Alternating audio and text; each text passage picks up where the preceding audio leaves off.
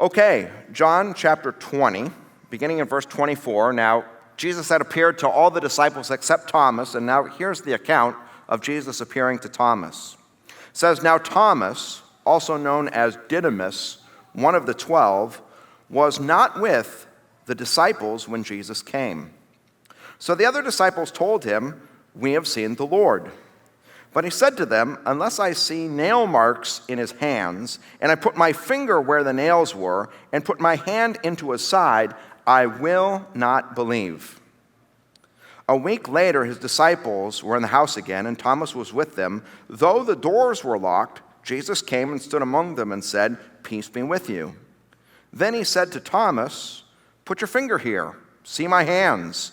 Reach out your hand and put it into my side. Stop doubting and believe.' Thomas said to him, 'My Lord and my God.' Then Jesus told him, 'Because you have seen me, you have believed. Blessed are those who have not seen and yet have believed.'" So really a remarkable passage. Jesus had appeared to the other disciples. They saw him risen from the dead. They're really excited. It turns out Thomas wasn't there at the time. They tell Thomas, "Jesus is alive. He's not dead anymore. He's raised from the grave." And Thomas, he understands how nature works. He's like, "Listen, come on, guys. I mean, you're not going to get me to believe that unless I can take out my finger and touch the nail marks, unless I see him in the flesh. I mean, I'm not going to believe that." And Jesus then appears to him. I'd like to start today just by acknowledging who's in this room. So it's Easter, and there are many of us here who are dedicated to Jesus. We're Christians, and really it's the biggest time of the year. We're more joyful now. This is like our Super Bowl. We've come in here today. We're happy. I mean, we are going to worship, and this is our day. That's some of us in the room. There's another group of us in the room. It's Easter, and someone drug us here. I mean, it wasn't our first idea, but someone said, "Hey, you should come to church."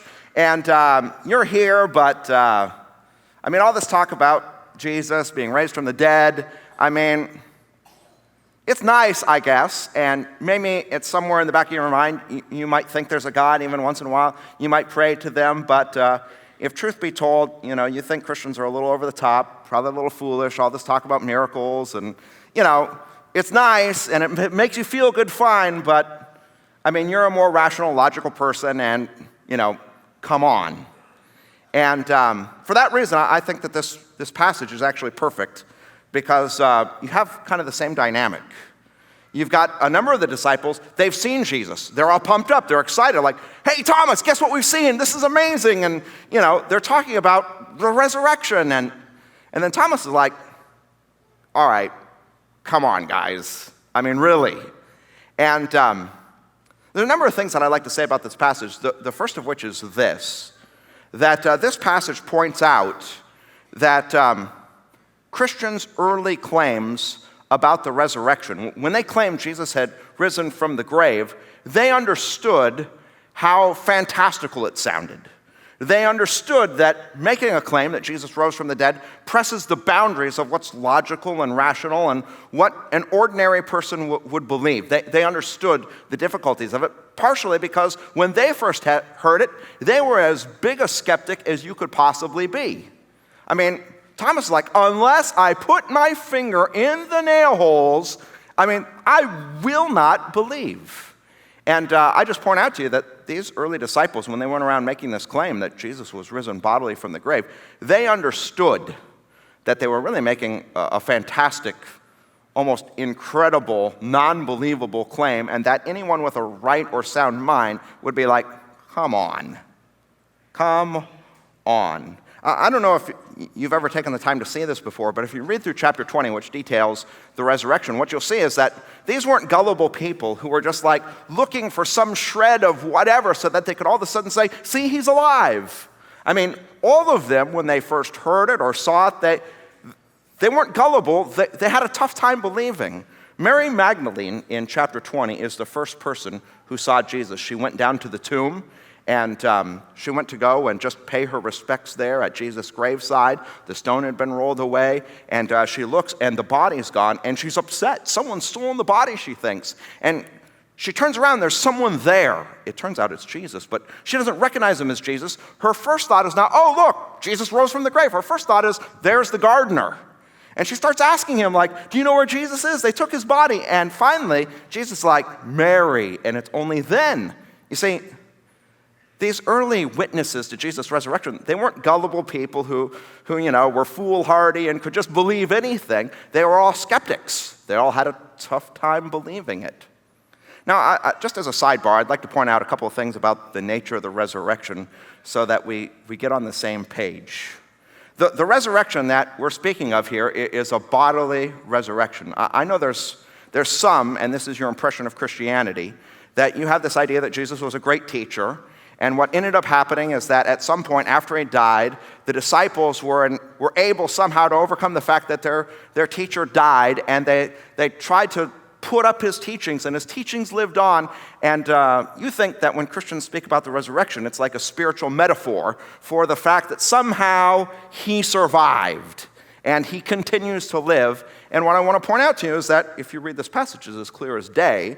The resurrection is not some kind of spiritual metaphor for Jesus' teachings going on.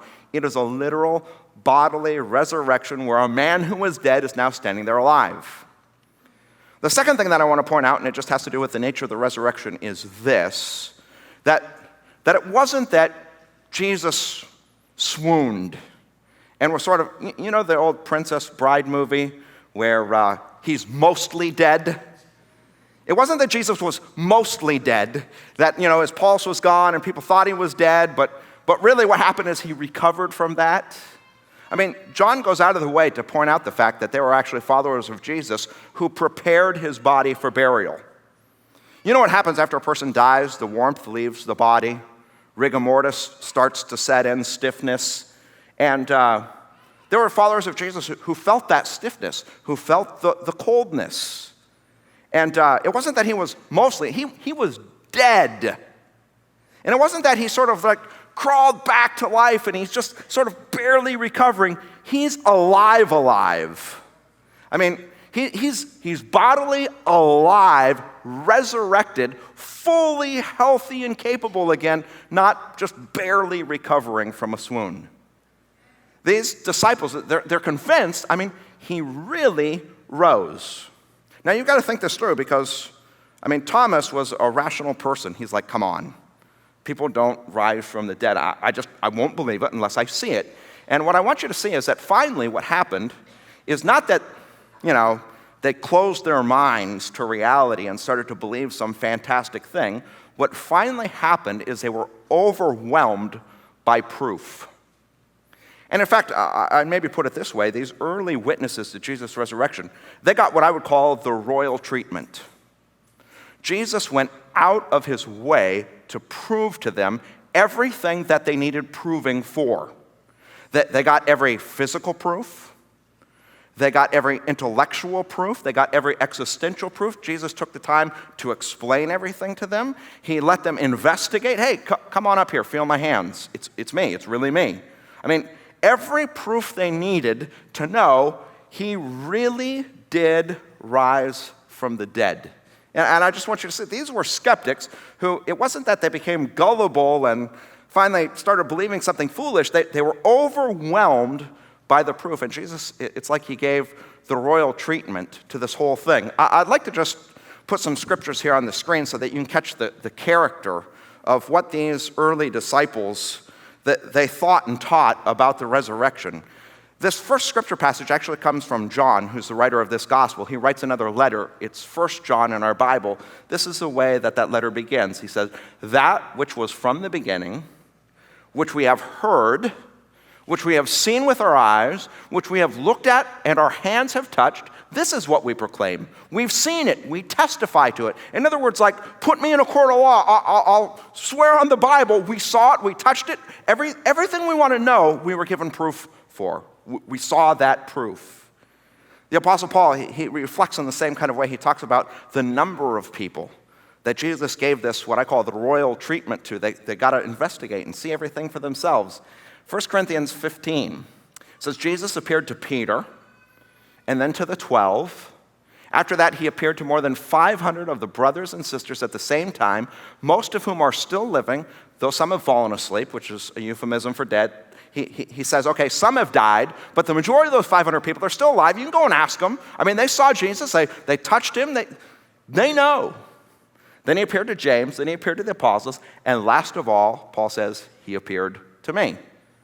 This was, not a group of people who were gullible and just, they wanted to believe some fantastic thing. These are people who received overwhelming proof that this bodily resurrection really happened. And, okay, let me just talk to those of you who are here and you're like, okay, that's nice and I get it, but, really isn't Christianity, I mean, set aside this mythological, legendary, miraculous stuff. I mean, I don't jive with that. Isn't Christianity really about the teachings of love and justice? And isn't Christianity really about just Jesus' teachings about how we ought to love one another? And I think the answer to that question, if you take John seriously, the answer to that question is no. Christianity is not primarily about Jesus' teachings. It's primarily about these events that took place that, although at first take they seem fantastic and stretch credibility, are really true. Which is going to lead to my second point, and this is really important. And what I really want to say is that Christianity is very unique. It's different than every other religion that's there in the world. And I'd like to just talk about the character of Christianity. At the heart of Christianity, there's a message. It's a message of this book, and the heart of this message is something called the gospel. Now, for those of you who don't know, and you're just used to this word gospel as a genre for music, I want to let you know that the word gospel literally means good news. And I'll tell you that this is what Christians believe, that the heart of this message is a message about good news. And what I'd like to do, I'd like to distinguish Christianity from every other religion in this world by telling you that Christianity is the only religion that primarily is news about something that already happened. And I'll distinguish that from all the other religions, which I would say give what I'll call good advice. And just to help you distinguish between these two, let me give an illustration so that you know the difference between good news and good advice. Suppose you lived in a village somewhere at a distant time from now, and the king of your village went out to war along with an army of soldiers. And they left, there was an enemy approaching, they went to battle, and I would say there's two different kinds of messengers that king might send back. The first kind of messenger that might come back, I'll call like a military advisor. And that military advisor, he could have one of two messages. Here's what you need to do in the future, or here's what you need to do now. So a military messenger, he may show up. Looks like I might need some help here, guys. There we go. Here's what he might say. All right, prepare yourselves. Be strong. You can do it. Follow my commands. Don't fall back. You're going to need that because the enemy's coming. Or else he may say something like this. Now's the time. The enemy is here. Take your station. Listen carefully to my words. Do what I say. Don't fall out of rank. That's one kind of messenger that the king could send back. There's another kind of messenger that the king could send back. I would call this messenger something like a herald or an ambassador of good news. The message might be something like this. The enemy has been defeated. Be joyful. Peace has arrived. Go about your lives. Do you see the distinction? One is saying, here's what you need to do, or here's what you will need to do. And the other, the herald, is saying, here's what's been done. Now live your life accordingly. And I would say that all the other religions in the world send something like military advisors who tell you, here's what you need to do. You need to pray, you need to, do these 10 things or these 5 things. Here's, the danger that's coming. Here's what you can do in light of that. And Christianity acts differently. It says, this is what's been done.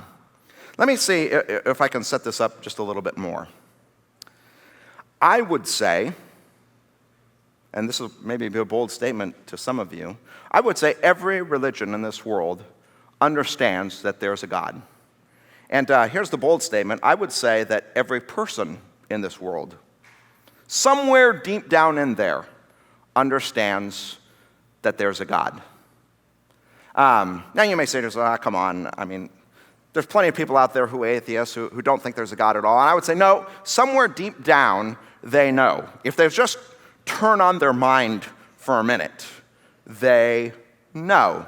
Let me give this illustration. This is actually an illustration which, it goes back a long way. It was first proposed by a philosopher named William Paley. This is what William Paley said. He said, suppose there was a wanderer in this universe who came down to planet Earth and found themselves in a desert. And they started walking through the desert. And as they walked through the desert, and it was just sand everywhere, they suddenly saw something out of place. They saw a rock. And that wanderer in the universe stooped down and picked up the rock and started to look at it and thought, how did this get here? And that person may say to themselves, well, wind, forces of nature, the sun, a lot of time and chance, and over the course of billions and billions of years, here's this rock. And what William Paley said is like, okay, somebody who's rational might think that, time, chance, natural forces. But what William Paley said is, suppose that same wanderer through the universe was walking through a desert and it was all dirt everywhere, and suddenly they came across, he used the example of a wristwatch. I'm going to use my cell phone. Came across a cell phone and stooped down and picked it up and, whoa, look at that. It tells the time and the date, and I put my fingerprint on it, and now there's apps that come up, and wow, look at that. There's a calculator, and it knows what 5 plus 3 is. This is really something. Here's what William Paley said. He said, no one who has half a brain would say to themselves, well, how'd this get here? Natural forces, wind, sun, billions of years, and chance, poof, iPhone. No one with half a brain would say that. You know what someone with half a brain would say? This seems to have some intelligence to it. There must be an intelligent mind who created it. Now, suppose there was a wanderer in this universe who showed up and what they looked at was you. Don't you realize that you're far more complex than a cell phone? Every system in your body working together so that you can be alive, your circulatory system, your respiratory system, your nervous system. You know what 5 plus 3 is. That's amazing, right? You know that. Here's what I'm trying to say. No one who thinks would say natural forces, wind, waves, time, and chance, poof, here I am. The only thing someone would say is, there's intelligence there. There must be someone who created that person. Now, some of you, your approach to Christianity has been something like this. In order to have faith, I need to turn off my mind. I'm here today to tell you this. That's not true. I'm asking you, please turn on your mind. The world is shouting at you, how do we get here? Time, chance, natural forces, billions of years. Poof, we're here. Are you kidding me? Turn on your mind. Somewhere deep down in, you know. You may not want to know, but you know there's a God in this universe who created us. There's something else that you know. You look around at the world around us, you see the misery that we have. You even look inside, you experience guilt, shame. You know that the problems we face in this life are because somehow or another the sins that we commit have separated us away from this God who created us. We all somewhere deep down know that. Here's the thing. All the religions of the world, they recognize the problem. There's a God, we've offended that God, we're separated from him. This is what they say. Here is what you need to do. Pray, do these 10 things, do these 5 things, meditate, whatever. Here's what you need to do. Christianity says this, hey, good news. Here's what God has done to fix the problem. If I may be so bold, let me suggest one more thing about this, and then I'm going to move on. I would say Christianity is unique. I would say at the heart of every other religion in this world, the motivation is a motivation of fear. I mean, you better do these things or else. And I would say Christianity, it stands alone, it's unique. The motivation for praying or following the Ten Commandments is not fear, it's joy. Because there's this message, and here's the message. It's a message of good news that God sent his one and only Son. He came, he lived the perfect life we were supposed to live. God took all of our sin, all of our shame, all of our miseries, put it on Jesus. He was punished in our place. On the cross, Jesus fought a war and won. And that battle has been decisive. Jesus is victorious. And so, hey, good news. Peace has been achieved. Now live your lives in accordance with that. Okay, now that I'm finished with that point, one third point. I want you to look at this verse. As soon as Jesus came and said, okay, Thomas, put your finger here, touch my side, whatever you need to do, I want you to see Thomas's response in verse 28. This is his response. He said, my Lord and my God. Here's what I'd like to say. If at some point it dawns on you that the bodily resurrection of Jesus is actually true, then everything in your life will change. That knowledge changes everything. Two ideas. Idea number one, the thing that the resurrection did first, it vindicates the claims of Jesus' identity. Here's what I mean by that. All throughout Jesus' ministry and life, he made all these claims, sometimes explicitly, sometimes implicitly, about who he was. And what he claimed is that he was God. He went around telling people, hey, I'm God. There were times where, as an example, he gathered his disciples together. He said, who do people say that I am? Who do you say that I am? And Peter said, hey, you're the Christ. You're the Son of the living God. And Jesus turned to him and said, you know what? You're right. I want to show you just one example because we're here in John's Gospel. I want you to see this for yourself. Turn to John chapter 8. There's a passage there where actually, here's what's going on. Jesus is talking, and he's got these opponents who are like, you know what? You're a crazy person. The things you're saying, they're because you're demon-possessed. And Jesus is responding, he says, I'm not demon-possessed. And he actually at one point tells them, listen, everyone who obeys my word will never taste death. They'll always live. And his opponents say, well, now I know you're demon-possessed because even Abraham died. Do you think you're better than Abraham? And look at verse 56. This is what Jesus said. He says, your father Abraham rejoiced at the thought of seeing my day. He saw it, and he was glad. And then they respond, and they say, what are you talking about? Abraham lived 1,000 years ago. You're not even 50 years old yet, and you've seen Abraham? Ha, ha, ha, crazy person. This is what Jesus says. It's a bold claim. He says, very truly I tell you, before Abraham was born, I am.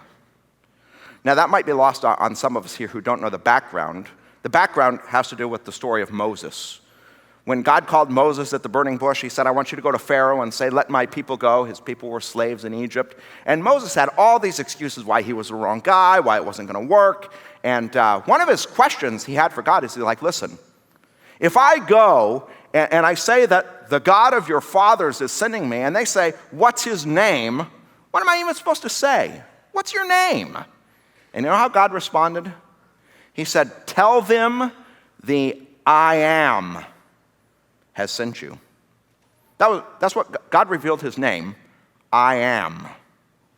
I am the I am, is what he said. It means that he's the only one who exists in himself. You know what Jesus was saying? He was saying, this whole talk about the I am, here I am. It's me. And note that it was not lost on the people who were talking to him. Look at verse 59. It says, at this, they picked up stones to stone him. Why? Because this was the greatest blasphemy. Jesus was going around, he was basically saying, I am God. I created the universe. I am he. And, okay, let's be real here. All throughout history, there's been all kinds of people who have claimed to be God. Some of you who have a crazy cousin in your family who, got off his medication and started saying things like that. and you weren't inclined at all to believe it. I mean, anyone can say, hey, I'm God, here I am. Here's the point I'm making. Not only did Jesus say he was God, he made claims like these. Mark chapter 9, he said, the Son of Man is going to be delivered into the hands of men. They'll kill him, but after 3 days he'll rise. And it says here the disciples didn't understand what he meant. They were afraid to ask about it. He was going around, hey, look, we're going to Jerusalem. I'm going to be crucified. I'm going to suffer and die, but don't worry about it. 3 days later, I'll rise from the dead. Newsflash, dead people stay dead. There has never before in history, and there's never been since, someone who died, they actually died, they didn't just swoon, they died, and then 3 days later they got up from the grave. Jesus was telling them about this beforehand. Here's the point I'm making. If your crazy cousin starts saying something like, listen, I'm going to die, but 3 days later, don't worry about it, I'll be alive again, and then 3 days later he's alive again, stop calling him your crazy cousin. You might want to listen to something else he's saying. Jesus was saying these things, and here's all I mean. If he was able to say he'd rise 3 days later and then pull it off, you at least ought to listen to what else he had to say. Okay, point number 2. The resurrection vindicates the claims of the cross. Here's the claims of the cross. That there on the cross, there was a war against sin and death. And the claim of the cross is that when Jesus uttered these words, it is finished, he won that war. He defeated sin, he defeated death. Now, if he had stayed dead, if he hadn't been raised from the dead, and people were going around saying, hey, look, Jesus defeated death, I mean, what kind of victory was it if he's still dead? The fact that he rose vindicates the claims of the cross, that Jesus on the cross defeated sin and defeated death. This is what I mean when I say it changes everything. If Jesus is God, and if that is the place you go to have your sins forgiven and have eternal life, then that's the news. You're going to change the way you live. It's Easter, and here's what I'd like to do in just a moment. I'd like to give you this opportunity to respond. I mean, maybe some of you came in here today, you were skeptics, but you're saying, wow, there really is something here. I hear God talking to me, and I know I'm a guilty person. I need forgiven, and you now understand this is the place to go. Come to Jesus. Then I'd like to give you the opportunity to respond. Maybe others of you want to make a new spiritual commitment. I'd like to give you that opportunity as well. But I'd like to just say one more thing. There might be some of us who are still here today saying, well, okay, I get it. But I really am like Thomas. I need to touch Jesus. I need him to show up. I need something more tangible. And to you, I'd like to say this. Jesus showed up to a select group of people that were the original eyewitnesses. He gave them the royal treatment. They were the first witnesses, and Jesus said to them, you know, you're blessed because you see and believe. Blessed are those who have not seen and yet believe. Before these eyewitnesses died, they wrote down what their testimony was. If you're willing to just admit that there might be a God in the universe, if you're willing to admit that God might have a problem with you, if you're willing to even consider that there might be a solution and the solution might be Jesus, don't read a book about Christianity. Don't even necessarily talk to someone else about Christianity. Here's my challenge. There are 4 Gospels, Matthew, Mark, Luke, and John. It won't take you long to read them. This is their own eyewitness testimony. At least once in your life, you ought to do a simple investigation. Read these 4 Gospels and decide for yourself, is what they're saying credible to me? I mean, how can you hide your head under a rock and not even check to see? Read this and decide whether it's credible or not. That's my challenge to you. If you're still doubting, read these 4 testimonies and then decide whether what they say is credible or not.